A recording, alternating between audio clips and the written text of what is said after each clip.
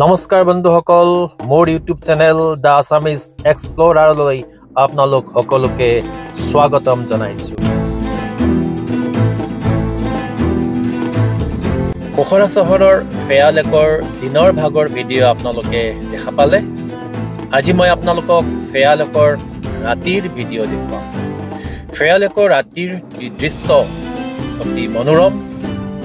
ঠাণ্ডাৰ সময়ত গৰম চাহ বা কফিৰ লগতে চেখুৱা অৰ্থাৎ জুইত সেকা মাংসৰ সোৱাদ লৈ লেকৰ পাৰত খোজকাঢ়িবৰ বাবে অতি আনন্দজনক। ইয়াৰ পাৰত থকা ৰেষ্টুৰাঁসমূহত কেম্প ফায়াৰ ব্যৱস্থা আছে আৰু সেয়ে দেশী বিদেশী পৰ্যটকসকলে ইয়াত আহি ভিৰ কৰেহি। টয়জ বেলুন আদি চেল কৰা ভেণ্ডৰবিলাকক ইয়াতে আপোনালোকে পাব।